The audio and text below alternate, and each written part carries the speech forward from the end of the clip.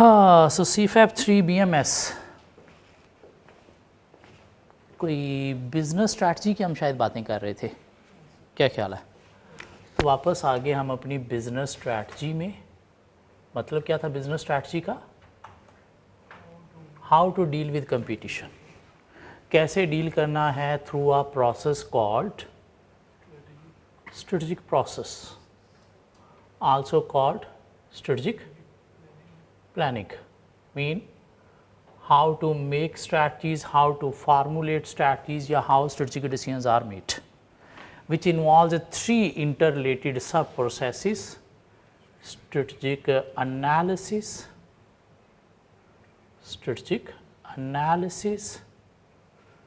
strategic choice, and strategic implementation. Strategic analysis, strategic choice, and strategic implementation. And strategic analysis mean to analyze current position of the business.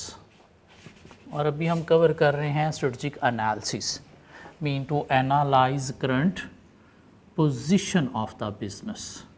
हाँ, वो position को analyse करने के लिए हमें perform करना है internal analysis, mean inside the organisation factors देखने हैं जो हमारे बिजनेस पोजीशन को अफेक्ट कर रहे हैं या फ्यूचर में कर सकते हैं। इन फैक्टर सिर्फ हमने करंट नहीं, फ्यूचर के पॉइंट ऑफ व्यू से भी देखने हैं।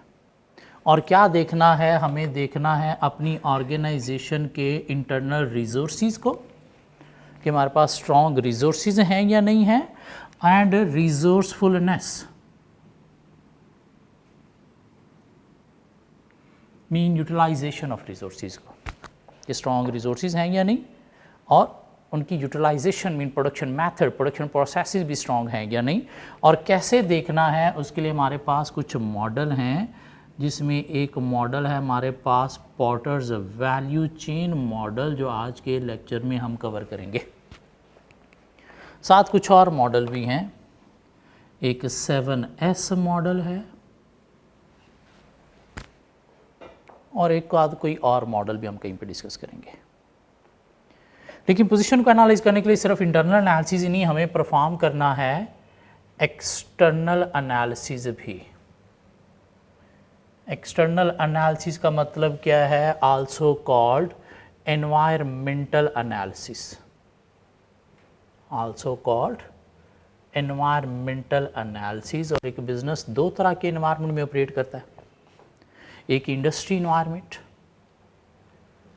जिसको माइक्रो एनवायरनमेंट का नाम भी दिया जाता है, और एक मैक्रो एनवायरनमेंट जिसको कंट्री या रीजनल एनवायरनमेंट का नाम भी दिया जाता है।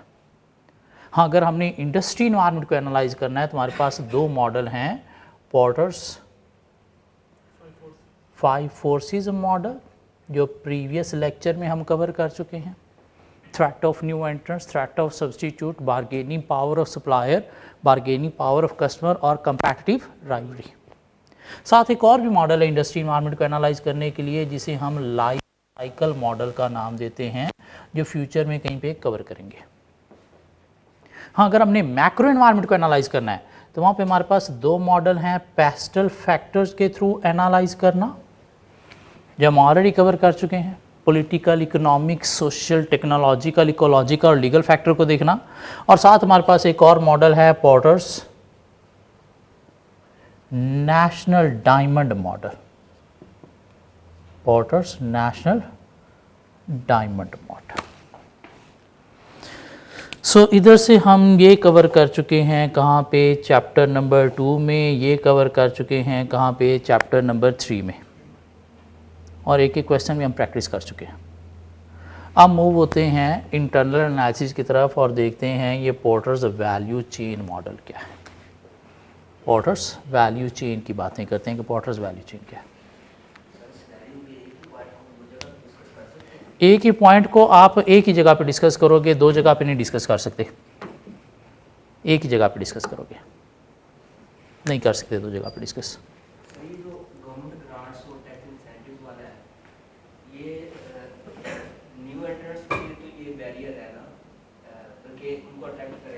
गवर्नमेंट ग्रांट थ्रेट क्या करेगा, अट्रैक्ट करेगा न्यू एंट्रेंट्स को। तो ये हमारे लिए तो ये थ्रेट होगा कि न्यू एंट्रेंट्स आए। तो इसलिए हमने थ्रेट ऑफ न्यू एंट्रेंट्स में कहा कि threat of new entrants high है।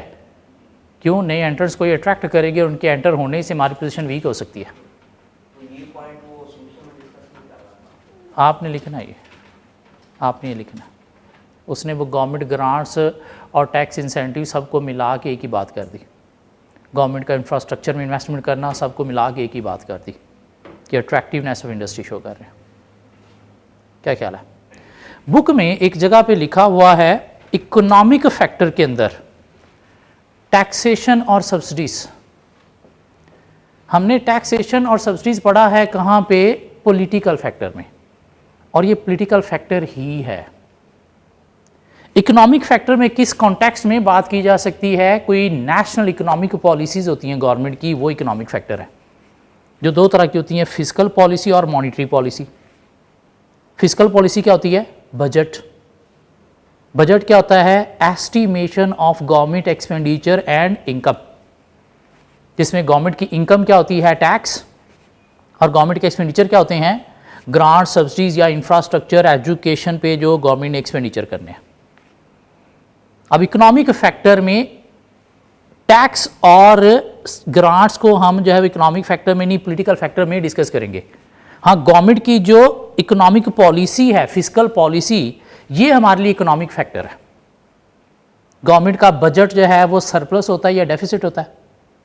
ऐसी बात है ना। फिस्कल पॉलिसी क्या है? बजट जो जाके सरप्लस होगा या फिर डेफिसिट होगा। सरप्लस बजट का मतलब क्या है?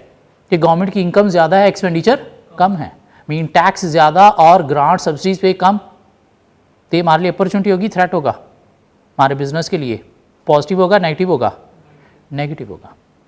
गवर्नमेंट का डेफिसिट बजट मीन इनकम कम, एक्सपेंडिचर ज़्यादा, मीन टैक्स कम, ग्रांट, सब्सिडी, इंफ्रास्ट्रक्चर वगैरह पे ज़्यादा। तो ये हमारे लिए क्या होगा? पॉजिटिव होगा, जब ऑब्जेक्टिव मीट करने में हेल्प देगा। सो टैक्स या गवर्नमेंट ग्रांट्स हैं, इसको हमने पॉलिटिकल फैक्टर में ही लिखना है। हाँ, जब फिस्कल पॉलिसी की बात आ जाएगी, बजट के पॉइंट से बात आ जाएगी, तो इसको हम फिर इकोनॉमिक फैक्टर में लिखेंगे। बुक के अंदर उसने जो है वो इकोनॉमिक फैक्टर में लिखा हुआ है गवर्नमेंट की policy regarding tax and subsidy. तो उसका मतलब क्या है? National economic policy. कौन सी? Fiscal policy. ठीक हो गया? बुक अगर आप लोगों ने पढ़ी है तो उसमें इस चीज़ पे कंफ्यूज नहीं हो जाना। टैक्स और सब्सिडी की जब भी बात आएगी तो उसे हम कहाँ पे डिस्कस करेंगे? पॉलिटिकल फैक्टर में। फिस्कल पॉलिसी की जब बात आए तो वो हम इकोनॉमिक फैक्टर में लिख सकते हैं। क्यों? नेशनल इकोनॉमिक पॉलिसीज़ जो हैं वो क्या होती हैं? इकोनॉमिक फैक्टर होते हैं। ठीक हो गया? ये थोड़ी सी क्लैरिफिकेशन करनी थी। अब मूव होते हैं हमारा इंटरनल एनालिसिस में। हमारे पास मॉडल है पोर्टर्स वैल्यू चेन, जिसके थ्रू हमें internal factor within the organisation factors का पता चलेगा कि वो क्या होते हैं। सो देखते हैं क्या है जी Porter's value chain.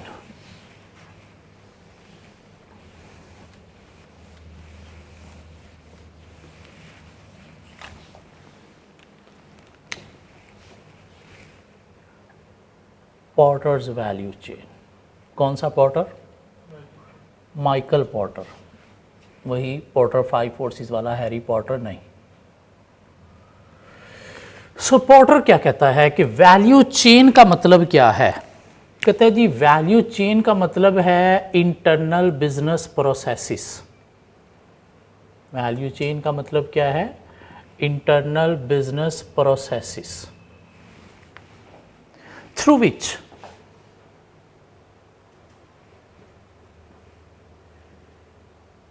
business create value। Value chain का मतलब क्या है? इंटरनल बिजनेस प्रोसेसेस जिनके थ्रू बिजनेस वैल्यू क्रिएट करता है। वैल्यू का मतलब क्या है? बेनिफिट्स क्रिएट करता है, मार्जिन प्रॉफिट क्रिएट करता है। इंटरनल बिजनेस प्रोसेसेस का मतलब क्या हो गया? Resource and resourcefulness. Value chain का मतलब क्या है? Internal business processes mean resource and resourcefulness. या वो कहता है इंटरनल बिजनेस प्रोसेसेस क्या हो सकती हैं? Activities of the business through which business create value. अब वो कहता है बिजनेस की वैल्यू डिफाइन कौन करता है? तो कहता है जी वैल्यू जो है वो बिजनेस की डिफाइंड बाय कस्टमर होती है। मतलब क्या हुआ वैल्यू का? How much customer willing to pay, how much customer willing to pay, कि कस्टमर कितना विलिंग टू पे है। कस्टमर हाई विलिंग टू पे है कब? जब आप उसे हाई क्वालिटी की गुड सर्विसेज दे रहे हो। और हाई क्वालिटी की गुड सर्विसेज आप कब दोगे? जब आपकी internal business processes, activities, value chain, mean resource and resourcefulness अच्छी क्वालिटी की होगी। कस्टमर हाई विलिंग टू पे नहीं है, क्यों?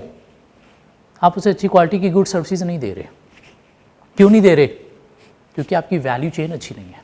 Mean internal business processes, activities आपकी अच्छी नहीं है, आपके पास अच्छे रिसोर्सेज, उनकी यूटिलाइजेशन अच्छी नहीं है, तो इसलिए अच्छी क्वालिटी की गुड सर्विसेज प्रोड्यूस नहीं होगी। तो क्या कस्टमर विलिंग टू पे होगा? नहीं। इसलिए अगर आप बिजनेस की वैल्यू क्रिएट करना चाहते हो, मीन बेनिफिट इंक्रीज करना चाहते हो, तो आपको क्या करना है? अपनी वैल्यू चेन को अच्छा बनाना है। Mean internal business processes, mean business की एक्टिविटीज़ को स्ट्रॉन्ग बनाना है। कैसे स्ट्रॉन्ग बनाना है? इनके अंदर से मसले आइडेंटिफाई करके, और वो मसले आइडेंटिफाई करने के लिए आपको क्या करना है? इंटरनल एनालिसिस परफॉर्म करना है।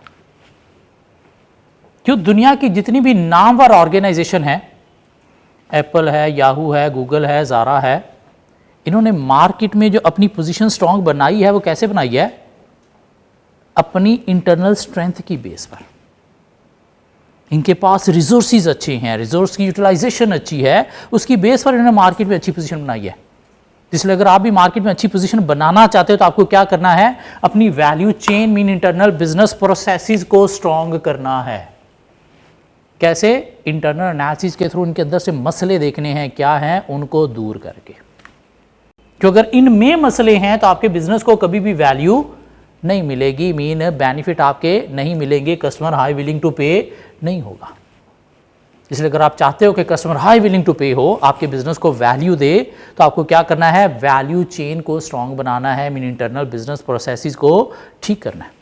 उनके अंदर कोई मसले हैं तो आइडेंटिफाई करने हैं। हाँ, मसले कैसे देखे जाएंगे? इंटरनल एनालिसिस के थ्रू।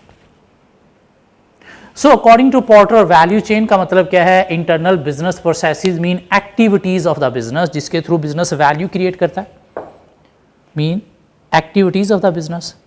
अब पोर्टर कहता है कि एक बिजनेस की वैल्यू चेन में क्या है? एक्टिविटीज। तो उनमें कोई 5 प्राइमरी एक्टिविटीज होती हैं,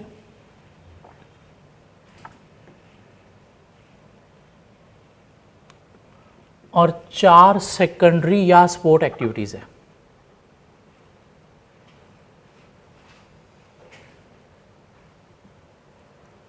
सो वैल्यू चेन का मतलब क्या है? Internal business processes mean activities of the business. तो अकॉर्डिंग टू पोर्टर, एक बिजनेस की वैल्यू चेन में 5 प्राइमरी एक्टिविटीज इन्वॉल्व हैं और 4 सपोर्ट या सेकेंडरी एक्टिविटीज इन्वॉल्व हैं। और जब भी आपने इंटरनल एनालिसिस परफॉर्म करना है, तो आपने क्या करना है? ये 5 प्राइमरी और 4 सेकेंडरी या सपोर्ट एक्टिविटीज को देखना है कि इनमें क्या क्या मसले हैं। हम 5 प्राइमरी एक्टिविटीज क्या हैं? Inbound logistic,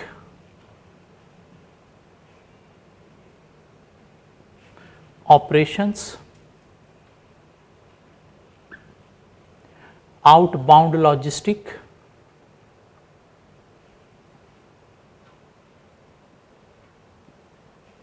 marketing and sales,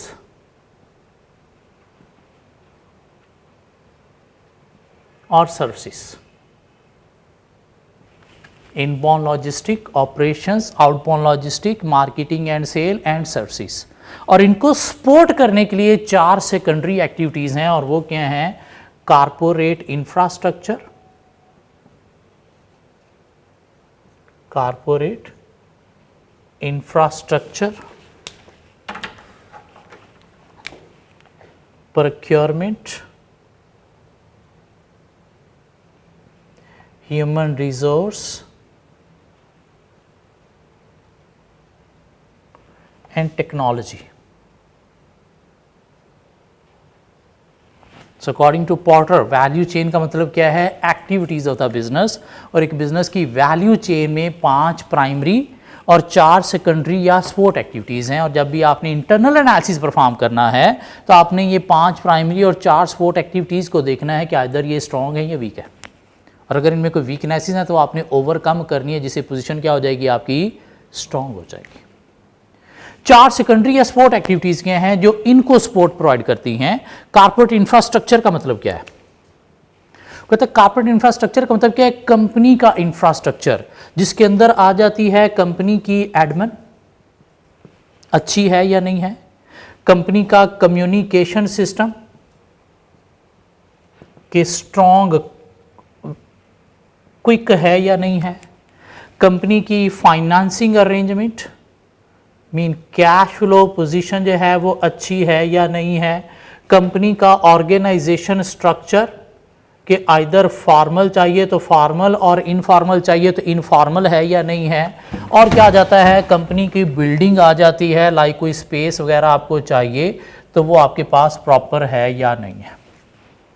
ये क्या है, कॉर्पोरेट इंफ्रास्ट्रक्चर मीन ऑर्गेनाइजेशन की एडमिनिस्ट्रेशन कैसी है, कम्युनिकेशन सिस्टम कैसा है, फाइनेंसिंग अरेंजमेंट कैसी है, स्ट्रक्चर कैसा है, और बिल्डिंग वगैरह कोई स्पेस वगैरह चाहिए तो एप्रोप्रिएट है या नहीं है। प्रोक्योरमेंट का मतलब क्या होता है, परचेजिंग, तो ये क्या है, बाइंग ऑफ क्या, एसेट प्लस इन्वेंट्री, यानी कि डिपार्टमेंट है प्रोक्योरमेंट डिपार्टमेंट, इसका काम क्या है, एसेट या इन्वेंट्रीज को बाय करना, और ये अच्छे वे में बाइंग कैसे कर सकते हैं, जब अप्रूव्ड सप्लायर से कोटेशन लेके फिर बाइंग करेंगे। मीन ऑर्डर प्लेस करने से पहले कोटेशन लें, देखें कौन हाई क्वालिटी लो प्राइस प्रोवाइड कर रहा है, उसे ऑर्डर करें।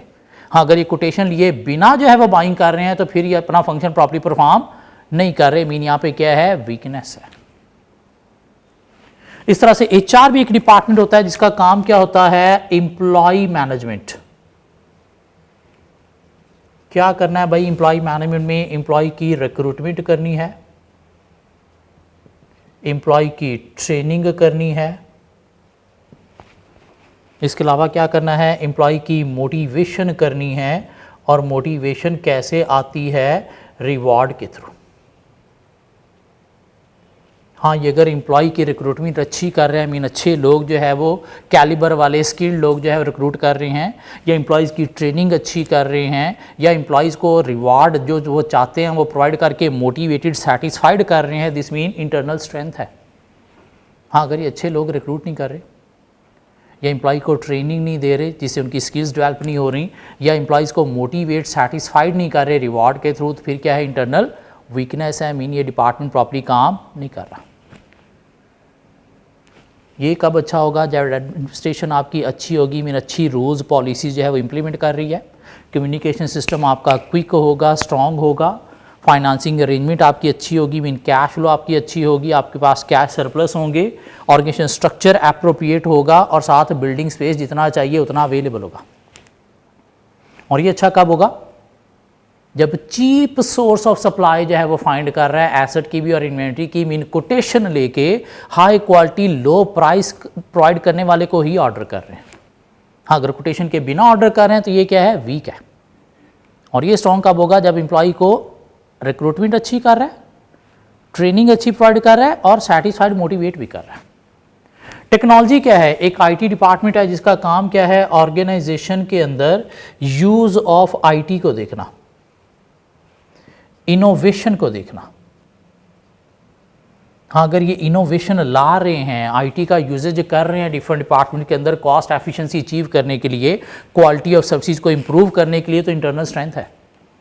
हाँ, अगर ये कोई IT का यूजेज नहीं कर रहे डिफरेंट डिपार्टमेंट्स के अंदर, क्वालिटी इंप्रूव नहीं हो रही, एफिशिएंसी अचीव नहीं हो रही, कोई इनोवेशन नहीं हो रही, तो फिर क्या इंटरनल वीकनेस है। लेकिन ये क्या है, हमारी मेन नहीं, सेकेंडरी या सपोर्ट एक्टिविटीज़ जिन्होंने मेनली इन प्राइमरी एक्टिविटीज़ के मसलों को रिजॉल्व करने में हेल्प देनी है। हाँ, प्राइमरी एक्टिविटीज़ हमारी क्या है, इनबाउंड लॉजिस्टिक। इनबाउंड लॉजिस्टिक का मतलब क्या है, how inputs are handled, how inputs are handled, कि हम इनपुट्स को कैसे हैंडल करते हैं। मतलब क्या हुआ कि हम मटेरियल जो है इसकी बाइंग परचेज कैसे करते हैं, मटेरियल की हम स्टोरेज कैसे करते हैं, मटेरियल की हम डिलीवरी कैसे करते हैं, और मटेरियल की हम हैंडलिंग कैसे करते हैं। मीन मटेरियल की परचेजिंग, उसकी डिलीवरी, उसकी स्टोरेज, उसकी हैंडलिंग। सपोज हम सप्लायर से रॉ मटेरियल बाय करते हैं, और बाय करने के बाद ला के उसे स्टोर करते हैं अनटिल पुटिंग इनटू प्रोडक्शन। तो ये क्या है, इनबाउंड लॉजिस्टिक है। सप्लायर से हम मटेरियल बाय करते हैं, बाय करने के बाद ला के स्टोर करते हैं अनटिल पुटिंग इनटू प्रोडक्शन। ये क्या है, इनबाउंड लॉजिस्टिक है। क्या इसमें कोई मसला है? बाय करने के बाद ला के क्या कर रहे हैं, स्टोरेज कॉस्ट बेयर करना पड़ रही है। ये अगर बचा लें तुम्हारा प्रॉफिट, बिजनेस की वैल्यू इंक्रीज हो सकती है। क्या ख्याल है? तो मसला है कि हम क्या कर रहे हैं, स्टोरेज कॉस्ट बेयर कर रहे हैं। इंटरनल वीकनेस जो हमारे प्रॉफिट को खा रही है, हमारी पोजीशन को वीक कर रही है। कैसे इंप्रूव किया जा सकता है इसको? एक चीज़ होती है just in time, JIT stands for just in time, कि जब ज़रूरत पड़े तब ही चीज़ बाय करनी चाहिए। तो क्या करना चाहिए, हमें जस्ट इन टाइम पे चले जाना चाहिए, जिससे क्या होगा, ये होल्डिंग कॉस्ट बच जाएगी। लेकिन वो जस्ट इन टाइम पे जाने के लिए हमें कोई ऐसा सप्लायर फाइंड करना होगा जो हमें जब ज़रूरत पड़े तभी माल डिलीवर करे। और वो सप्लायर फिर हमें कौन फाइंड करके देगा, ये प्रोक्योरमेंट वाले। अगर ये करंट सप्लायर नहीं मानता तो कोई नया सप्लायर ढूंढना किसका काम है, प्रोक्योरमेंट वालों का। मीन इन्होंने सपोर्ट करनी है उनके मसले हल करने के लिए। हम क्या करते हैं, मटेरियल सप्लायर से बाय करते हैं और बाय करने के बाद लेके आते हैं अपनी प्रीमिसेस में। कैसे? उसके लिए अपनी कोई वैन, लॉरी या ट्रक यूज कर रहे हैं, और वो वैन, लॉरी, ट्रक 3 साल बाद खटारा हो जाती है, स्क्रैप हो जाती है। हमें दोबारा से जो है वो 3 साल बाद नई बाय करना पड़ती है। वैन, लॉरी, ट्रक चलाने के लिए हमें ड्राइवर, कंडक्टर भी रखना पड़ता है, उसकी रिपेयर, मेंटेनेंस भी बेयर करना पड़ती है, उसका फ्यूल भी बेयर करना पड़ता है। तो ये सारी कॉस्ट बचाई जा सकती है किसी तरह से। कैसे? अगर सप्लायर को कह दें हमारी प्रीमिसेस पे डिलीवर कर दे, उसके लिए माइट भी समथिंग एक्स्ट्रा चार्ज करेगा, लेकिन हमारी इतनी सारी जो कॉस्ट सेविंग है उसे लेसर ही होगा। तो इससे हमारे बिजनेस की वैल्यू बढ़ सकती है, प्रॉफिट बढ़ सकता है। अब ये सप्लायर के साथ अरेंजमेंट कौन करेगा? प्रोक्योरमेंट वाले सप्लायर के साथ एग्री करेंगे कि भाई आप हमारी प्रीमिसेस पे डिलीवरी करोगे। ये सप्लायर नहीं मानता, कोई ऐसा सप्लायर फाइंड कर लें जो हमारी प्रीमिसेस तक डिलीवर करने के लिए रेडी हो जाए। हाँ, थोड़ा सा एक्स्ट्रा चार्ज भी करेगा, तुम्हारी इतनी सारी कॉस्ट सेविंग से वो कॉस्ट लेसर ही होगी। मीन देखना इनमें क्या मसला है और इनके थ्रू वो मसला रिजॉल्व करना है। Inbound logistic, how inputs are handled, mean material हम कहां से परचेज करते हैं, कैसे लेके आते हैं, लाने के बाद उसे कैसे स्टोर करते हैं या हैंडल करते हैं। तो देखना है इसमें कोई कॉस्ट आ रही है तो कैसे बचाई जा सकती है, क्यों वो कॉस्ट हमारी पोजीशन को अफेक्ट कर सकती है, हमारे प्रॉफिट ऑब्जेक्टिव को अफेक्ट कर सकती है। हाँ, इनके थ्रू देखना है वो किस तरह से रिजॉल्व होती है, वो करनी है आपने। एक और हमारी मेन एक्टिविटी है ऑपरेशंस। ऑपरेशन का मतलब क्या है, कन्वर्टिंग इनपुट इनटू आउटपुट। कि हम इनपुट को आउटपुट में कैसे कन्वर्ट करते हैं, मीन रॉ मटेरियल को फिनिश प्रोडक्ट्स में कैसे कन्वर्ट करते हैं। मीन हमारे प्रोडक्शन मेथड्स क्या हैं, आइदर लेबर इंटेंसिव हैं या फिर मशीन इंटेंसिव हैं। अच्छी चीज़ क्या है, लेबर इंटेंसिव या मशीन इंटेंसिव? Machine intensive. क्यों? लेबर से कभी भी आप high quality, same size, same shape के यूनिट प्रोड्यूस नहीं कर सकते, एफिशिएंसीज भी अचीव नहीं हो सकती। क्यों? लेबर स्लो काम करेगी, 8 घंटे काम करेगी, रूम का रेंट 8 घंटे वाले में जितने यूनिट्स प्रोड्यूस होंगे उन पे चार्ज होगा। मशीन 24 आवर्स काम करेगी, 24 आवर्स चलेगी तो ज़्यादा यूनिट प्रोड्यूस होंगे एक दिन में, तो रूम का रेंट ज़्यादा यूनिट पे चार्ज होगा, पर यूनिट कॉस्ट सेव होगी।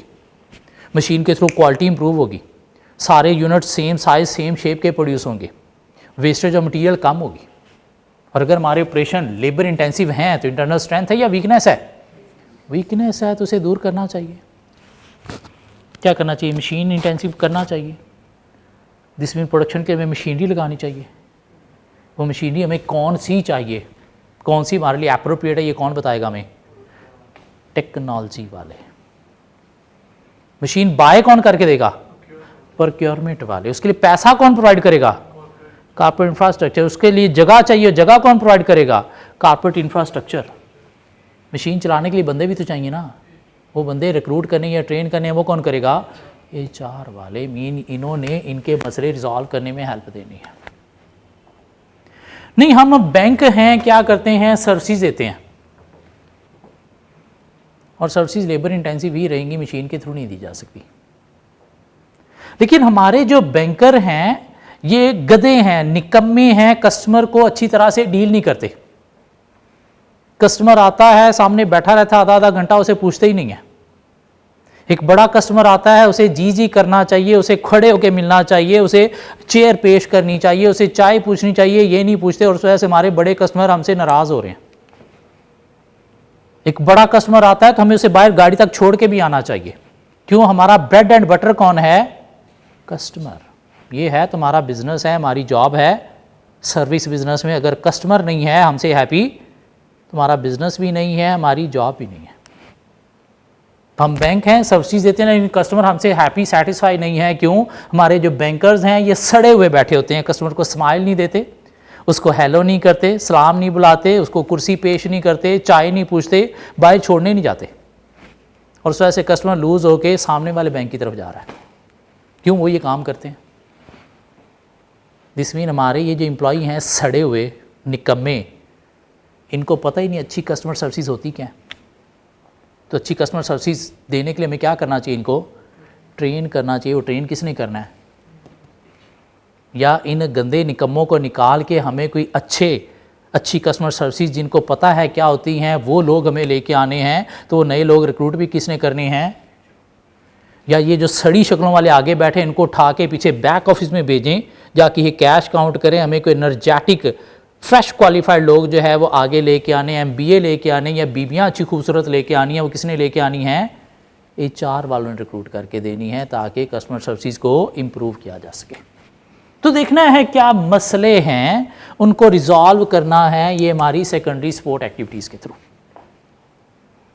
एक और हमारी मेन एक्टिविटी है आउटबाउंड लॉजिस्टिक। आउटबाउंड लॉजिस्टिक का मतलब क्या है? How outputs are handled. How outputs are handled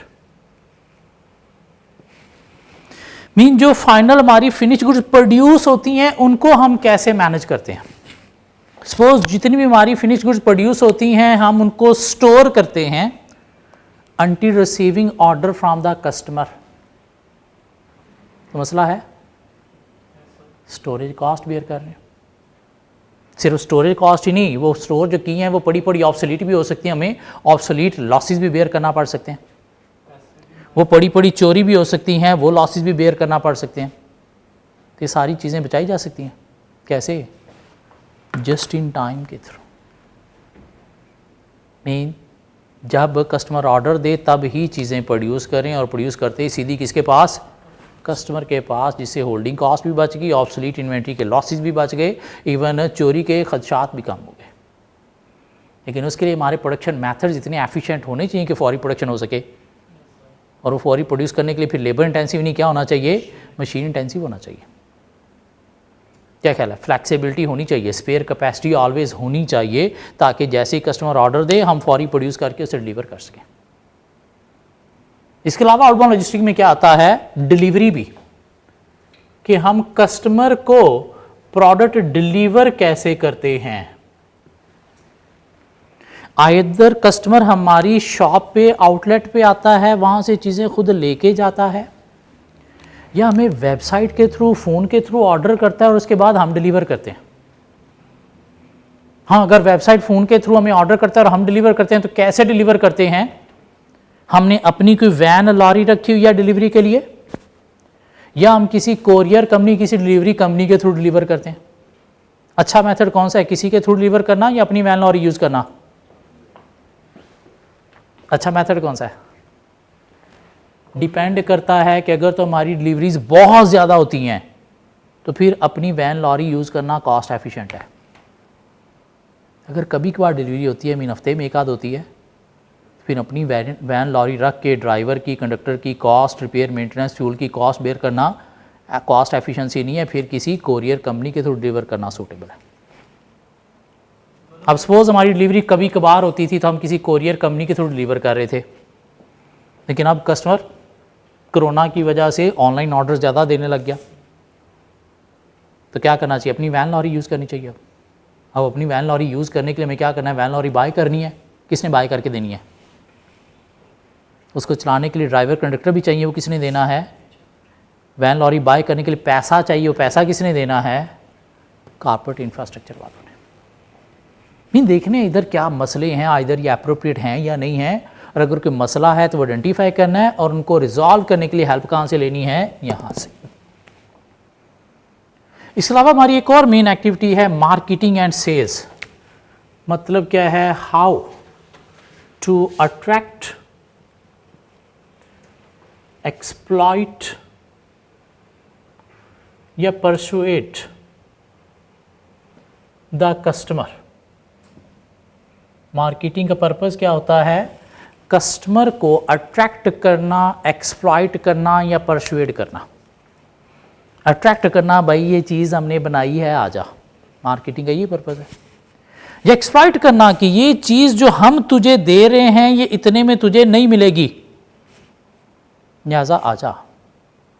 ये परसुएट करना कि ये जो चीज़ है ये तुम्हारी बड़ी ज़रूरत है। सपोज हम मार्केटिंग कर रहे हैं किसके थ्रू? रोनाल्डो के थ्रू। तो कस्टमर को परसुएट कर रहे हैं कि ये चीज़ रोनाल्डो यूज़ करता है और अगर तू रोनाल्डो बनना चाहता है तो तेरी ये बड़ी ज़रूरत है, आजा ख़रीदने के लिए। इन मार्केटिंग का मेन पर्पस क्या है? कस्टमर को एक्सप्लॉइट करना, परसुएट करना या फिर अट्रैक्ट करना। सपोज हमारा एक बिजनेस है, क्या बिजनेस है? लेडीज़ गारमेंट्स बुटीक का हमारा बिजनेस है। कहाँ पे बिजनेस है? सपोज लाहौर के अंदर हमारा लेडीज़ गारमेंट्स बुटीक का बिजनेस है और हम हाई फैशन लेडीज़ गारमेंट्स जो है वो सेल करते हैं। कस्टमर कौन है हमारा? High rich class, middle lower class को हम टारगेट नहीं कर रहे। High class ladies garments boutique का बिजनेस है और हम क्या कर रहे हैं? मार्केटिंग के लिए हमने देखा भाई बाकी कंपैटर क्या कर रहे हैं, ये बड़े बड़े बिल बोर्ड लगा रहे हैं, नीचे से लाइटों के इफेक्ट दिए हुए हैं। तो हमने भी सोचा क्या करते हैं, खूबसूरत सी दुशीज़ा लेडी को पाकिस्तान में ढूंढते हैं और उसके हमने भी बड़े बड़े बोर्ड लगा दिए मार्केटिंग के लिए। और बोर्ड हमने कहाँ पे लगा दिए? एक बोर्ड हमने लगा दिया चौक यतीम खाना में, एक बोर्ड हमने लगा दिया शालमी में, एक बोर्ड हमने लगा दिया ठोकर न्याज बेग पे, एक बोर्ड हमने लगा दिया लारी अड्डा में। कस्टमर कौन है हमारा? High rich class ladies garments का बिजनेस कर रहे हैं और मार्केटिंग के लिए हमने बड़े बड़े बोर्ड लगा दिए हैं। कहाँ पे? चौक यतीम खाना में, लारी अड्डा में, शालमी में, ठोकर न्याज बेग पे। क्या हमारा कस्टमर इन चारों जगह पे है? नहीं, हमारा कस्टमर कहाँ पे है? DHA में है, लिबर्टी में है, MM आलम रोड पे है, गुलबर्ग में है।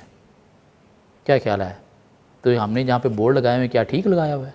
क्या इससे हमारा कस्टमर अट्रैक्ट हो रहा है? नहीं। हमने सपोज वहाँ पे बोर्ड क्यों लगाए हैं? चूँकि हमें वहाँ से गुजरते हैं तो हमें हमारा बोर्ड नज़र आना चाहिए। मार्केटिंग हमने अपने लिए करनी है, कस्टमर के लिए करनी है।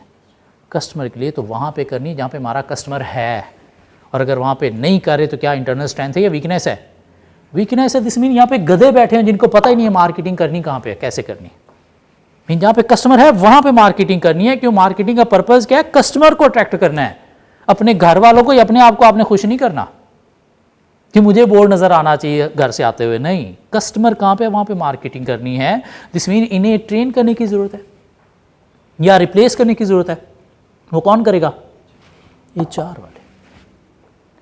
नहीं, हमने देखा भी मार्केटिंग कैसे हो रही है। मार्केटिंग टीवी मीडिया के थ्रू हो रही है आजकल। मार्केटिंग कैसे हो रही है? टीवी मीडिया के थ्रू हो रही है। तो हमने सोचा हम भी टीवी मीडिया के थ्रू मार्केटिंग करते हैं। और कैसे हो रही है? एक अच्छी कोई सेलिब्रिटी चूज़ करके उसके थ्रू वीडियो बना के कि वो लहराती हुई कपड़े पहन के चलेगी और लोगों को नज़र आएगा। तो हमने भी सोचा चलो हम भी क्या करते हैं, टीवी के थ्रू मार्केटिंग करते हैं और कोई अच्छी सेलिब्रिटी चूज़ करते हैं। और हमने सेलिब्रिटी क्या चूज़ कर ली? मीरा। टारगेट किसको कर रहे हैं? हाई क्लास को। क्या सेलिब्रिटी मीरा ठीक है या मायरा खान होनी चाहिए थी?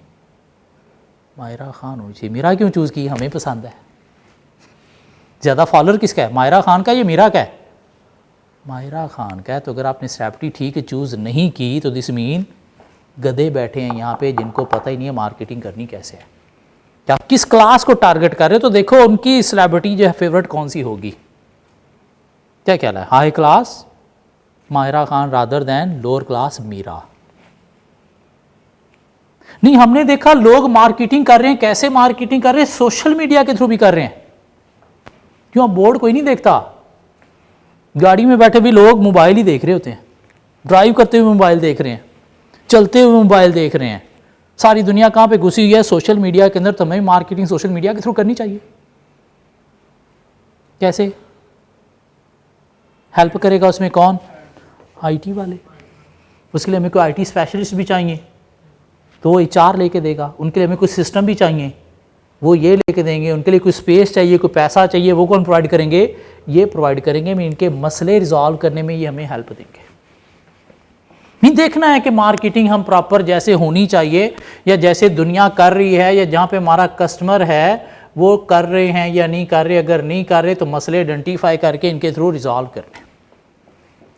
और क्या है? मार्केटिंग एंड सेल प्लस क्या है? Sale channel. कि हमारा सेल चैनल क्या है? कि आइदर हम आउटलेट के थ्रू चीज़ें सेल कर रहे हैं या फिर ऑनलाइन सेल कर रहे हैं। पाकिस्तान में हम high fashion ladies garments boutique का बिजनेस कर रहे हैं और सिर्फ ऑनलाइन कर रहे हैं। क्या ठीक है? नहीं, आउटलेट को कस्टमर ज़्यादा प्रेफर करते हैं। क्यों? कस्टमर जब तक हाथ ना लगाए कपड़े को जाके इनकी तसल्ली नहीं होती। तो हमें क्या करना चाहिए? आउटलेट खोलने चाहिए। नहीं, हम सिर्फ आउटलेट कर रहे हैं और कोरोना की वजह से कस्टमर अब ऑनलाइन पे भी जा रहा है। क्यों? मार्केटिंग तो बंद है। ईद पे अगर लॉकडाउन लग जाता है तो कस्टमर ने कैसे बाय करना है? फिर ऑनलाइन हमारी कोई वेबसाइट है ही नहीं। तो क्या सेल चैनल हमारा ठीक है? नहीं, हमें वेबसाइट की तरफ भी आना चाहिए। और उसके लिए हमें क्या करना चाहिए? वेबसाइट बनानी चाहिए। किसने बना के देनी है? उसके लिए हमें कोई आईटी डेवलपर्स रखने हैं, वो किसने रिक्रूट करके देने हैं? उसके लिए हमें कोई पैसा चाहिए, वो किसने देना है? कुछ सिस्टम लेने हैं, वो किसने लेके देने हैं? इन्होंने भी देखना इधर क्या मसले हैं वो इनके थ्रू रिजॉल्व करने हैं। लेकिन पहले मसले आइडेंटिफाई करना मेनली क्या है? इंटरनल एनालिसिस है। मीन सिर्फ मसले आइडेंटिफाई करना क्या है? इंटरनल एनालिसिस है। इसके अलावा हमारी एक और मेन एक्टिविटी है सर्विसेज। सर्विसेज बोले तो after sale services like warranty, repair, installation, helpfulness या ट्रेनिंग एटसेट्रा। कि आइदर हम कस्टमर को सिर्फ सेल पॉइंट तक अपना कस्टमर रखना चाहते हैं या उसके बाद भी उसके साथ लॉन्ग टर्म रिलेशनशिप मेंटेन करना चाहते हैं। हाँ, अगर सेल पॉइंट के बाद भी उसके साथ लॉन्ग टर्म रिलेशनशिप मेंटेन करना चाहते हैं तो फिर हमें क्या करना है? ये आफ्टर सेल सर्विसेज को भी फोकस करना है। सपोज हम बेचते हैं क्या? एसी। एक कस्टमर आया हमारे पास, जी गर्मी बड़ी आ गई है तो मुझे एसी चाहिए, ठंडी हवाएं लेनी है। हमने कहा भाई ये 3 मॉडल हमारे पास है, कि ये मॉडल है, ये इतने का है, ये इतने का है, ये इतने का है। उसने कहा ये वाला दे दें। हमने कहा ठीक है, अभी इतने पैसे थे। उसने पैसे दिए। हमने क्या किया? लड़के को कहा चल भी इसको एसी निकाल के दे दे। उसने कहा क्या जी? 3 डब्बे उसे निकाल के दे दी। ये इंडोर है, ये आउटडोर है और ये इसके कनेक्टिंग पार्ट हैं। और कस्टमर को कहा चल भी जा ले जा, जाके ठंडी हवाएं ले ले। कस्टमर ने 3 डब्बे उठाए, घर ले गया। क्या जाते ही लगा लेगा एसी? तो परेशान हो जाएगा कि इंडोर कैसे ऊपर लगाना है, आउटडोर बाहर कहाँ पता नहीं कहाँ पे लगाना है, और इनको कनेक्ट कैसे करना है? बीच में तो दीवार है। क्या ख्याल है? दीवार से होल करना है, फिर कनेक्ट करना है। क्या ये कस्टमर कर लेगा? नहीं, जाके दीवार में टकरे मारना शुरू कर देगा, मैं ये क्या मुसीबत लेके आ गया, और पता भी नहीं कौन इंस्टॉल करके देगा। तो क्या करना हमने? साथ एक बंदा देना है, चल भाई जाके ये कस्टमर के घर जाके इंस्टॉल करके दे के आ।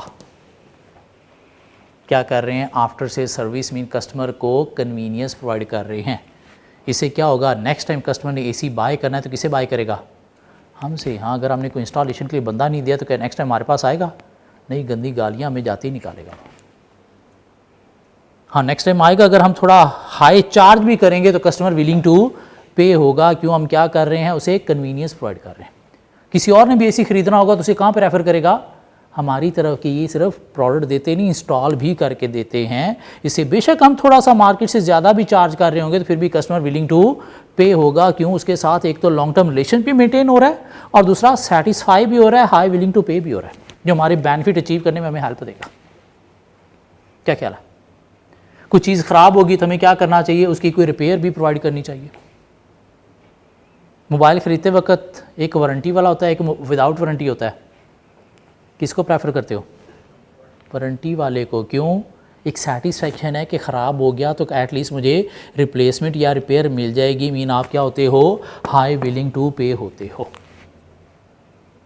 हम बनाते हैं, सपोज सॉफ्टवेयर हाउस है हमारा, और क्या करते हैं हम? कंपनीज़ के सॉफ्टवेयर बनाते हैं।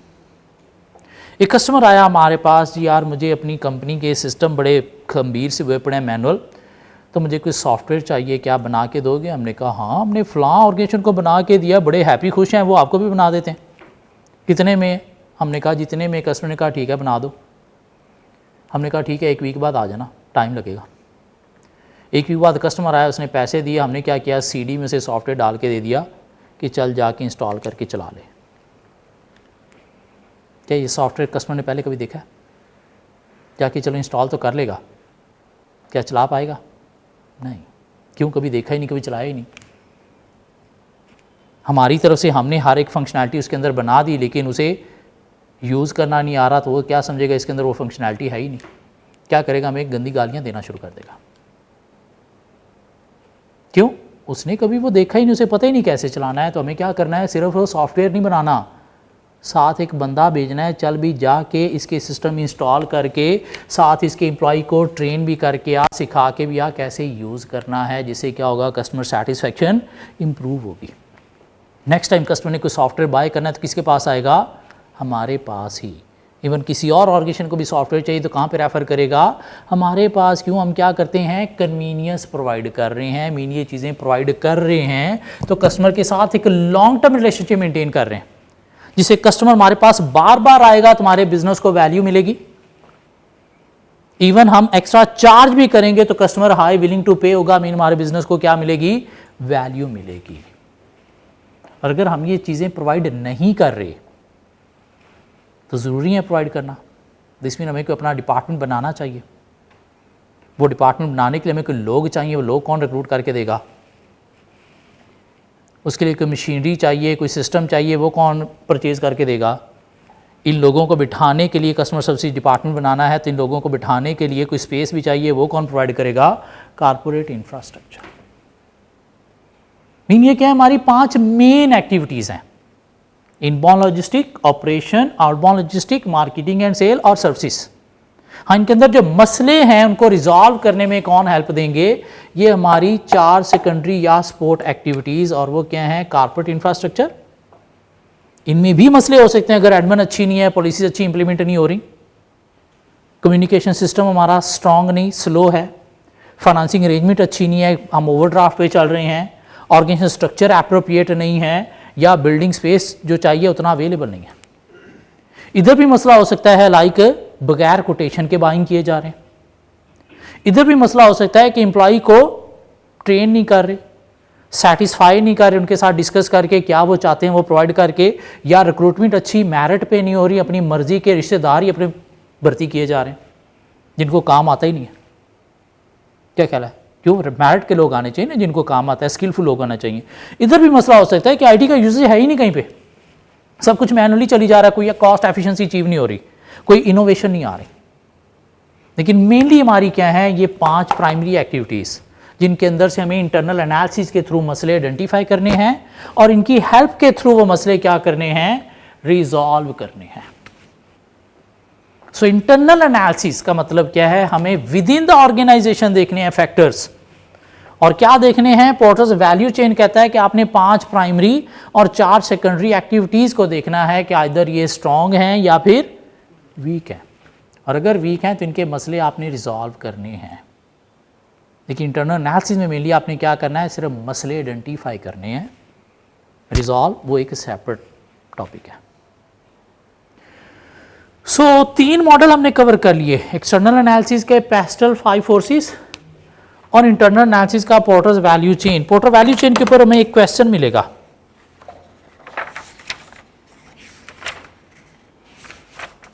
क्वेश्चन नंबर 2, जो क्वेश्चन बैंक आपको दिया गया है उसमें क्वेश्चन नंबर 2 होगा।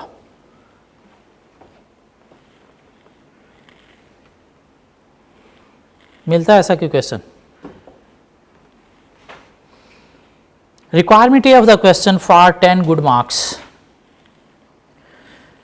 Required. IL fears for its future and has decided to review its value chain to see how it can achieve competitive advantage. तो कंपनी अपनी फ्यूचर के बारे में डरी हुई है और अपनी वैल्यू चेन को देखने जा रही है कि कैसे हम कंपैटिटिव एडवांटेज अचीव कर सकते हैं। Requirement of the question, analyze the primary activities of the value chain for the product range at IL. IL company का नाम है, इंडिपेंडेंट लिविंग। तो क्या करना आपने? एनालाइज करनी है primary activities of the value chain. Primary activities बोले तो सिर्फ ये पहली 5 ही आंसर में आएंगी। एनालाइज करने का मतलब क्या है? इनको आइडेंटिफाई करना और इनके अंदर कोई मसला है तो वो बताना। और ऑब्वियसली मसला जब भी बताना है तो आपने ऑब्जेक्टिव पोजीशन के साथ लिंक करना है कि ऑब्जेक्टिव मीट करने में प्रॉब्लम क्रिएट करेगा या कंपनी की पोजीशन को वीक कर सकता है। पार्ट ए में सिर्फ आइडेंटिफाई करनी है, पहले एक लाइन का डिफाइन कर दो, यही इतना ही, और उसके बाद आइडेंटिफाई करके कोई वीकनेस है तो साथ साथ आपने मेंशन करनी है। 10 नंबर। साथ पार्ट बी है, evaluate what changes IL might consider to the primary activities in the value chain to improve their competitiveness while continuing to meet their charitable objective. इन ऊपर पार्ट ए में जो आपने मसले identify किए हैं तो पार्ट बी में आपने बतानी है इंप्रूवमेंट्स क्या लानी चाहिए इनको अच्छा बनाने के लिए, मीन क्या चेंजेस लानी चाहिए इनकी वीकनेसेस को ख़त्म करने के लिए, वो आपने कहाँ पे बतानी है? पार्ट बी में। अभी क्वेश्चन को कवर करते हुए मैं पार्ट ए बी दोनों इकट्ठे कवर करूंगा, मीन मसलों के साथ साथ इंप्रूवमेंट्स भी बताऊंगा।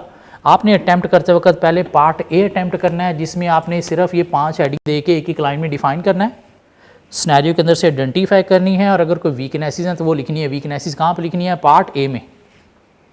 पार्ट बी में दोबारा से आपने ये 5 हेडिंग दे के इनकी इंप्रूवमेंट्स बतानी है। अभी हम क्वेश्चन पढ़ते हुए दोनों इकट्ठे काम करेंगे।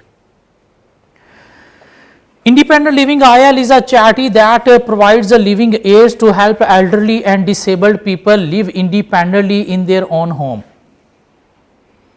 कंपनी क्या कर रही है? चैरिटी बिजनेस है, डिसेबल्ड पीपल को कुछ सर्विसेज प्रोवाइड कर रही है ताकि वो ज़िंदगी हशाश बशाश खुशो खुरम गुजार सके। These aids include walkers, wheelchairs, walking frames, crutches, mobility scooters, bath lift and bathroom and bedroom accessories. Mean ये चीज़ें कंपनी disabled people को provide करती है। IL aim to employ people who would find it difficult or impossible to work in a conventional office or factory. IL's charitable aim is to provide the opportunity for severely disabled people to work with dignity and achieve financial independence. और charitable M क्या है कि हमने disabled people को jobs opportunities provide करनी है ताकि वो इंडिपेंडेंटली अपनी ज़िंदगी गुजार सकें, दूसरों पे डिपेंड ना रहें। और पार्ट बी रिक्वायरमेंट में उसने क्या कहा था? Evaluate what changes IL might consider to the primary value chain to improve their competitiveness while continuing to meet their charitable objective. Mean changes बताते वक्त आपने कंपनी का ये जो ऑब्जेक्टिव है इसका ख्याल रखना है। कॉस्ट कटिंग में आपने कोई ऐसी बात नहीं कर देनी कि स्टाफ को जाए रिडंडेंट कर दिया जाए, कम कर दिया जाए, क्यों? अदरवाइज ये चैरिटेबल एम अचीव नहीं होगा। So IL currently employs 200 severely disabled people and 25 able-bodied people. Mean 200 disabled people हैं लेकिन सारे डिसेबल से काम नहीं चलेगा, 25 एबल बॉडीड भी पीपल हैं। At its premises on an old disused airfield site the former aircraft hangars have been turned into either production or storage facilities, all of which have been adopted for severely disabled people. अभी तक हमें कोई primary activities मिली नहीं, company की information थी। Smaller items such as walking frames and crutches are manufactured here. These are relatively unsophisticated products manufactured from scrap metal, bought from local scrap metal dealer and stored on site. ठीक है, inbound logistic है कि company क्या करती है, scrap metal जो है वो सप्लायर से बाय करती है और बाय करने के बाद क्या करती है, ला के स्टोर करती है. तो आइडेंटिफिकेशन होगी. और साथ वीकनेस क्या है कि कंपनी बेयर कर रही है क्या, storage cost that can affect objective of the organisation. तो पार्ट बी में हम लिखेंगे इनबाउंड लॉजिस्टिक के अंदर, to avoid this storage cost company should adopt just in time with the supplier, so that supplier deliver products when you need them. क्या ख्याल है, part A B दोनों की बात हो सकती है. Okay, these products require no testing or training to use and they are packaged and stored after manufacturing. और मैन्युफैक्चर होने के बाद भी क्या किया जाता है, स्टोर किया जाता है. तो ये बात कहाँ पे करेंगे, आउटबाउंड लॉजिस्टिक में. और यहाँ पे भी क्या वीकनेस है कि कंपनी जो है वो होल्डिंग कॉस्ट बेयर कर रही है जो आपके ऑब्जेक्टिव को अफेक्ट कर रही है. तो पार्ट बी में आउटबाउंड लॉजिस्टिक में भी हम क्या लिखेंगे, company should adopt just in time in production, mean produce item when customer order them. क्या ख्याल है. IL uses its own lorry to make a collection of scrap metal, but the lorry is old, unreliable and will soon need replacing. ये बात कहाँ पे आएगी, inbound logistic में कि आप मटेरियल कैसे लेके आते हो, अपनी वैन लॉरी जो है वो यूज़ करते हो और वो अनरिलायबल है जिसकी रिप्लेसमेंट चाहिए, और ये ओल्ड है, अनरिलायबल है, तो repair, maintenance cost, fuel cost, ये क्या कर रहा होगा, आपके ऑब्जेक्टिव को अफेक्ट कर रहा है. तो पार्ट बी में हम इसकी रिकमेंडेशन देंगे, company should arrange delivery of scrap metal from supplier to the company premises, for which supplier might be charge something extra but that will be lesser than cost saved by the company. क्या कहला, part B में recommendation दी जा सकती है, improvement दी जा सकती है. सो अभी तक हमें क्या मिला, स्मॉलर आइटम से इनबाउंड लॉजिस्टिक मिला, आउटबाउंड लॉजिस्टिक मिला. ऑपरेशन की बात हम खुद से कर सकते हैं कि कंपनी क्या कर रही है, स्क्रैप मेटल से स्मॉलर आइटम्स लाइक करचीज क्या कर रही है, मैन्युफैक्चर कर रही है. हाँ, उसमें मसला कोई नहीं है, लेकिन आइडेंटिफिकेशन तो देनी है ना हमने. क्या ख्याल है. तो ये तीन हेड अभी तक हमने एक एक लाइन में डिफाइन किए और अंदर से डाटा से आइडेंटिफाई कर दिए. इधर एक वीकनेस थी वो बता दी, इधर वीकनेस थी वो बता दी, बल्कि इधर डिलीवरी वाली भी वीकनेस थी वो भी बता दी. और पार्ट बी में हमने इंप्रूवमेंट बता दी. इनबाउंड लॉजिस्टिक में भी just in time delivery supplier से अरेंज करें और आउटबाउंड लॉजिस्टिक में भी जस्ट इन टाइम. क्या ख्याल है. चलिए आगे. Larger and more complex items such as mobility scooters and bath lifts are bought in bulk from suppliers and stored in the hangars. तो लार्जर आइटम हम क्या करते हैं, सप्लायर से बल्क में बाय करते हैं और बाय करने के बाद क्या करते हैं, स्टोर करते हैं. कहाँ पे बात ये करेंगे, इनबाउंड लॉजिस्टिक में. और यहाँ पे भी मसला क्या है कि हम क्या कर रहे हैं, स्टोरेज होल्डिंग कॉस्ट बेयर कर रहे हैं जो कंपनी के ऑब्जेक्टिव को अफेक्ट कर सकती है. तो पार्ट बी के इनबाउंड लॉजिस्टिक में हम ये भी बात करेंगे कि लार्जर आइटम पे भी हमें क्या करना चाहिए, सप्लायर के साथ जस्ट इन टाइम जो है वो पॉलिसी अरेंज करनी चाहिए. ठीक हो गया. Delivery of these items to IL is organised by their manufacturer. और डिलीवरी कौन देता है, मैन्युफैक्चरर. तो ये आइडेंटिफिकेशन तो हमने करनी है ना कि लार्जर आइटम हमें कौन डिलीवर करता है, मैन्युफैक्चरर. हाँ, कोई मसला नहीं है, लेकिन आइडेंटिफिकेशन तो हमने देनी है ना. ठीक हो गया. चार बातें होंगी इनबाउंड लॉजिस्टिक में, एक ऑपरेशन में और एक आउटबाउंड लॉजिस्टिक में. और रिकमेंडेशन हमने तीन इनबाउंड लॉजिस्टिक की दी हैं और एक आउटबाउंड लॉजिस्टिक की दी है. These products are stored until they are ordered. वो हम बात कर चुके हैं. When an order is received for such product, the product is unpacked and tested. An IL transfer logo is then applied, and the product is repackaged in the original packing material with an IL label attached. Mean जब customer से order मिलता है larger item का जो हमने ला के store की थी, तो हम क्या करते हैं, उसकी पैकिंग फाड़ते हैं, उसको टेस्ट करते हैं कि वाकई ये चलती है, उसके ऊपर अपना एक लोगो फिक्स करते हैं और उसके बाद अपने मटेरियल वाले नाम के साथ हम क्या करते हैं, पैक करते हैं। तो ये चीज़ें हम कब कर रहे हैं, परचेज करने के बाद। तो कहाँ पे बात आएगी, ऑपरेशन में बात आएगी। और मसला क्या है कि पैक पहले सप्लायर ने भी किया और अब हम भी कर रहे हैं, क्या ख्याल है। तो डबल कॉस्ट हम पैकेजिंग की बेयर कर रहे हैं, डबल कॉस्ट पैकेजिंग की बेयर कर रहे हैं। रिकमेंडेशन में हम लिखेंगे ऑपरेशन में कि हमें क्या करना चाहिए, सप्लायर के साथ ये एग्री करना चाहिए that he should test the product on our behalf, he should fix our logo on the product and packed the product with our name label packing। जिससे क्या होगा, हमारी ये जो ऑपरेशन की सारे टाइम और कॉस्ट है ये क्या होगी, सेव हो जाएगी।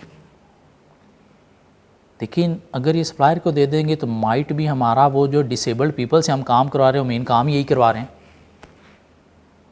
और हमें अगर स्टाफ कट करना पड़े, रिडंडेंट करना पड़े, तो फिर हमें क्या करना है, ये इन हाउस ही चलाना है, फिर सप्लायर के साथ अरेंज नहीं करना। मीन अपना चैरिटेबल एम तो हमने अचीव करना है ना। क्यों हो सकता है हमारा मेन ऑपरेशन हो ही हो जिसके लिए हमने 200 लोग रखे हुए डिसेबल्ड पीपल। तो अगर तो डिसेबल्ड पीपल के लिए अदर वर्क है फिर तो सप्लायर के साथ ही अरेंज कर लेना चाहिए, otherwise we should keep this in house. Mean दोनों बातें करेंगे रिकमेंडेशन के अंदर। हाँ, वीकनेस हमने पार्ट ए में आइडेंटिफाई कर दी कि हमें जो है वो डबल पैकिंग करना पड़ रही है, टाइम वेस्ट हो रहा है, कॉस्ट भी वेस्ट हो रही है, जो हमारे ऑब्जेक्टिव को अफेक्ट कर सकती है। हाँ, बी में हमने बतानी है रिकमेंडेशन कि सप्लायर के साथ अरेंज करना चाहिए कि वो क्या करे, टेस्ट करके हमारा लोगो फिक्स करके हमारे नेम वाले पैकिंग मटीरियल के साथ पैक करके डिलीवर करे। देखिए, if disabled people are doing this work in our organisation and they don't have any other spare work, then we should keep this in house, not transferring to the supplier to achieve charitable aim of the IR। क्या ख्याल है, मेरी recommendation देंगे लेकिन साथ फिर ये बात भी करेंगे। ओके, फिर आगे क्या हुआ जी, it is then dispatch to the customer. उसके बाद कस्टमर को डिस्पैच की जाती हैं। तो ये डिस्पैच कहाँ पे बात करेंगे, आउटबाउंड लॉजिस्टिक में आइडेंटिफिकेशन तो देंगे ना, कैसे की जाती है वो नहीं हमें पता। ठीक हो गया। Some inventory is never ordered and last year IL had to write off a significant amount of obsolete inventory। पड़ी इन्वेंट्री ऑब्सोलीट हो रही है और इन्वेंट्री के ऑब्सोलीट लॉसेस हमें बेयर करना पड़ रहे हैं जो हमारे ऑब्जेक्टिव को अफेक्ट कर रहे हैं। तो ये लॉसेस बचाने के लिए हमें क्या करना चाहिए, पार्ट बी में हम रिकमेंडेशन देंगे कि हमें जस्ट इन टाइम पे जाना चाहिए। Mean product should be prepared while receiving order from the customer to avoid these obsolete inventory losses। नहीं, मेनली आप जब स्टोर हो रही हैं प्रोडक्ट फिनिश गुड्स जो कस्टमर को देनी है और वो ऑब्सोलीट हो रही हैं, तो ये हम कहाँ पे बात करेंगे, आउटबाउंड लॉजिस्टिक में। बल्क में ले रहे हैं लेकिन फिर भी हम स्टोरेज जो कस्टमर से पहले स्टोरेज है उसके लॉसेज की जितनी बात होगी वो आउटबाउंड लॉजिस्टिक में करेंगे। क्यों, उसके बाद हम कुछ ऑपरेशन भी तो परफॉर्म कर रहे हैं ना। क्या ख्याल है, वहाँ पे करना चाहो वहाँ पे भी बात कर सकते हो। वही जब बात की थी स्टोर करते हैं होल्डिंग कॉस्ट के साथ साथ ये भी बात कर दो कि हमें ऑब्सोलीट इन्वेंट्री लॉसेस भी बेयर करना पड़ रहे हैं इसकी वजह से। आउटबाउंड लॉजिस्टिक में करना चाहो तो वहाँ पे भी कर सकते हो। क्यों, कस्टमर से पहले वाली जो भी प्रोडक्ट स्टोरेज है वो क्या है, आउटबाउंड लॉजिस्टिक। फिर वहाँ पे आप वही स्टोरेज के साथ मिला के बात करोगे इकट्ठी। सो यहाँ तक हमें क्या मिला जी, इनबाउंड लॉजिस्टिक की 3-4 बातें, ऑपरेशन की 2 बातें और आउटबाउंड लॉजिस्टिक से 2-3 बातें मिल गई, स्मॉलर आइटम की भी और लार्जर आइटम की भी। वो कहते हैं all goods are sold at cost plus a margin to cover wages and admin cost. और कंपनी ऐसे करती है, कॉस्ट के ऊपर कुछ मार्जिन चार्ज करके सेल करती है। Prices charge are the same whether goods are order over the web or by telephone. This mean sale channel हमारा क्या है, टेलीफोन है या फिर वेबसाइट ऑर्डर है। तो ये हम आइडेंटिफिकेशन दे देंगे यहाँ पे सेल चैनल की। क्या ख्याल है कि company sell products to customer either through website और telephone order. Customer can also make a further voluntary donation to help IL, to help support IL if they wish to. Mean customer जब हमसे product bye करता है वो हमें donation भी कुछ देते हैं अगर वो चाहें तो। About 30% of customer do make such a donation और 30% हमें डोनेशन देते हैं। दिस मीन्स 70% कस्टमर हमें डोनेशन नहीं देता। तो अगर ये बाकी 70% में से कुछ और हमें डोनेशन देना शुरू कर दें तो इससे हमारा चैरिटेबल एम और ज़्यादा अचीव हो सकता है।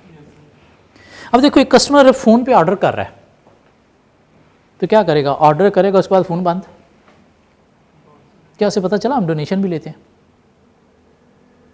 एक कस्टमर वेबसाइट पे ऑर्डर करने आता है, वेबसाइट खोलती है उसे सामने नज़र आता है डोनेशन चैरिटी, तो उस तक इन्फॉर्मेशन गई कि हम डोनेशन भी लेते हैं चैरिटी भी लेते हैं, तो उससे शायद हमारी ये जो डोनेशन इनकम है ये इंक्रीज़ करने में हेल्प मिल सकती है अगर कस्टमर मोर ऑर्डर प्लेस करे through website rather than telephone. तो इसलिए हमें अट्रैक्ट करना चाहिए कस्टमर को to place more order through website. कैसे? By giving them some discount by ordering through website, जिससे कस्टमर की ज़्यादा ट्रैफिक डाइवर्ट होगी कहाँ पे, वेबसाइट पे, और जितनी वेबसाइट पे ज़्यादा डाइवर्ट होगी उतनी कस्टमर तक अवेयरनेस जाएगी हमारी डोनेशन चैरिटीज़ की, और उससे हमारी ये जो डोनेशन इनकम है ये 30% कस्टमर की बजाय 40-50% कस्टमर तक भी इंक्रीज़ हो सकती है, जिससे हमारा चैरिटेबल एम अचीव हो जाएगा। तो पार्ट ए में हमने आइडेंटिफिकेशन दे दी सेल चैनल की, तो मसला नहीं था, लेकिन पार्ट बी में हम रिकमेंडेशन में ये बात करेंगे तो हमें क्या करना चाहिए, to attract customer for ordering through website more, for increasing awareness of charity and donation we should provide some discount by ordering through website instead of telephone. क्या ख्याल है? चैरिटेबल एम, ये कोखा पॉइंट है। नीचे क्या कहता है जी, ordering and marketing IL markets its product by placing single sided promotional leaflet, single sided promotional leaflet in hospital, doctor surgeries and local social welfare departments. Mean marketing हम कैसे कर रहे हैं, सिंगल साइडेड लीफलेट हम रख रहे हैं कहाँ पे, हॉस्पिटल्स में, डॉक्टर सर्जरीज में, लोकल सोशल वेलफेयर डिपार्टमेंट्स में। This leaflet provides information about IL, mean company की इंफॉर्मेशन है उसके ऊपर, and give a direct phone number and a web address. क्या कोई प्रोडक्ट की डिटेल उसमें बताई आपने, प्रोडक्ट के नाम, कोई प्रोडक्ट की डिटेल, प्रोडक्ट की पिक्चर नहीं, तो क्या करना चाहिए, सिंगल साइड लीफलेट होना चाहिए, डबल साइड होना चाहिए, या बल्कि कैटालॉग होनी चाहिए, ताकि आप प्रोडक्ट की पिक्चर्स, प्रोडक्ट की डिटेल डिस्क्रिप्शन भी प्रोवाइड कर सको कस्टमर तक, जिससे कस्टमर और ज़्यादा जनरेट करने में, सेल को इंक्रीज़ करने में हेल्प मिल सकती है। क्यों? समटाइम ये चीज़ें हमने ऊपर नाम पढ़े हैं, क्या नाम थे, वॉकिंग फ्रेम, क्रचीज़, मोबिलिटी स्कूटर्स, तो हमें नहीं पता ये चीज़ें क्या हैं।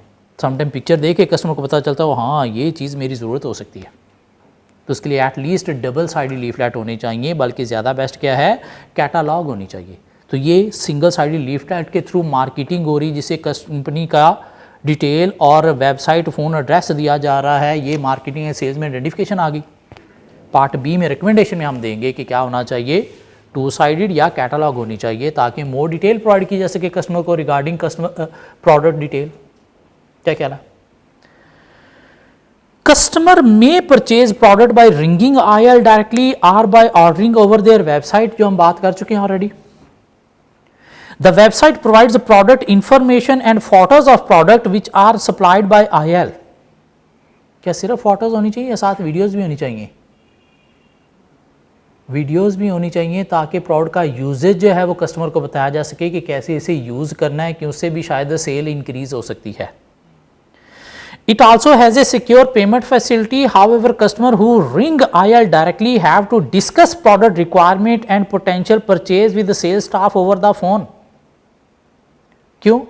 वो सिंगल साइडेड लीफलेट से उसे प्रोडक्ट की इंफॉर्मेशन डिटेल मिली नहीं थी, इसलिए फ़ोन पे उसे पूछना पड़ रहा है। Each sale discussion takes on average 10 minutes, 10 minute दिमाग खपाता है हमारा स्टाफ कस्टमर के साथ उसे डिटेल बताने में। And only 1 in 2 contacts result in sale, और आधी इंक्वायरीज हमारी क्या हो जाती हैं, लॉस्ट हो जाती हैं। क्यों? शायद हमारा सेल पर्सन फ़ोन पे कस्टमर को प्रॉपर डिटेल प्रोवाइड ही नहीं कर पा रहा। इसलिए हमें क्या करना चाहिए, वहाँ पे लीफलेट सिंगल साइडेड नहीं, एटलीस्ट 2 साइडेड लीफलेट, बल्कि ज़्यादा बेस्ट क्या है, कैटालॉग प्रोवाइड करनी चाहिए, ताकि कस्टमर तक प्रोडक्ट की डिटेल इन्फॉर्मेशन पहले से हो, तो फिर ही वो ऑर्डर करे, उससे हमारी इंक्वायरीज लॉस्ट नहीं होंगी। तो एक मसला है, ये हम यहाँ पे लिखेंगे, आधी इंक्वायरीज लॉस्ट हो रही हैं, क्यों? कस्टमर तक डिटेल इन्फॉर्मेशन नहीं है अबाउट प्रोडक्ट, और 10 मिनट्स फ़ोन की अच्छी खासी कॉस्ट भी हमें बेयर करना पड़ती होगी। इसलिए हमें कस्टमर को ज़्यादा अट्रैक्ट करना चाहिए वेबसाइट ऑर्डर के थ्रू कि वहाँ पे सारी डिस्क्रिप्शन पिक्चर वीडियो के थ्रू डिटेल ऑटोमेटिकली उसे मिल जाएगी, उसे फ़ोन पे डिस्कस नहीं करना पड़ेगी, साथ हमारी डोनेशन इनकम इंक्रीज होने के चांसेस बनेंगे। क्या ख्याल है? 25% of sales are through their website up from 15% last year. 75% telephone के थ्रू होती है। दो हमने इंप्रूव किया है वेबसाइट सेल को, लेकिन अभी भी 75% टेलीफोन के थ्रू होती हैं, जो हमारी डोनेशन इनकम को भी कम कर रही है और साथ इंक्वायरीज को भी लॉस्ट कर रही है।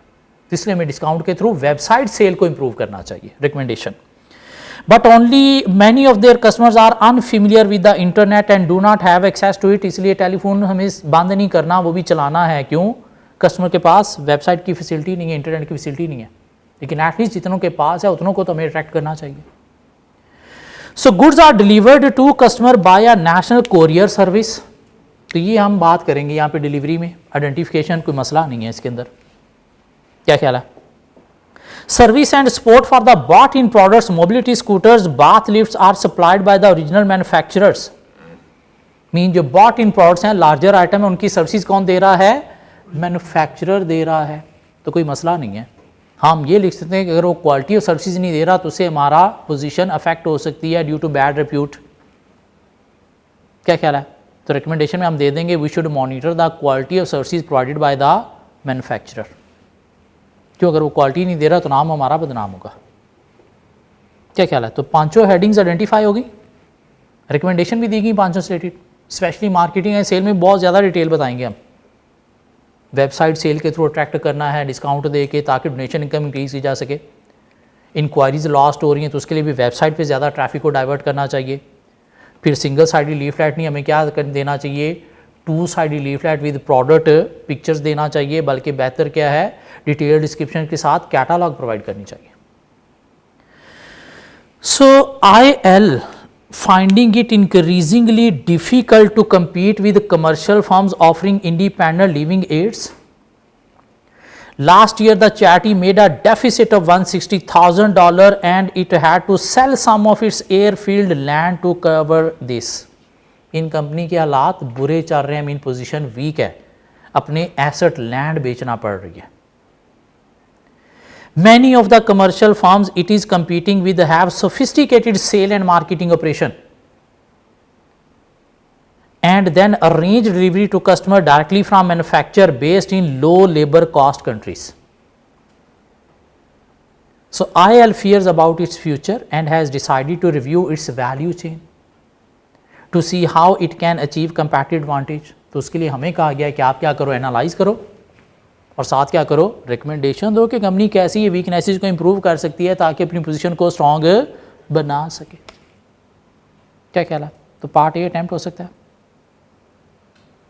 आइडेंटिफिकेशन करनी है, एक एक लाइन का डिफाइन करके, उसके बाद वीकनेसेस बतानी है, पोजीशन ऑब्जेक्टिव के पॉइंट से डिस्कस करनी है, और पार्ट बी में दोबारा से 5 हेडिंग दे के वही जो पार्ट ए में वीकनेस आइडेंटिफाई किए हैं उनके अगेंस्ट रिकमेंडेशन देनी है। और कोशिश करना है नेक्स्ट क्लास से पहले प्लीज़ ये क्वेश्चन हाथ से अटैम्प्ट करना है। पिछली से पिछली अटैम्प्ट में मीन जो विंटर 2020 की अटैम्प्ट थी उसमें एग्जामिनर ने इसके ऊपर 12 नंबर का क्वेश्चन टेस्ट भी किया। क्या क्वेश्चन टेस्ट किया कहीं पे डिस्कस करेंगे, कवर करेंगे वो भी। मिलते हैं नेक्स्ट क्लास में कुछ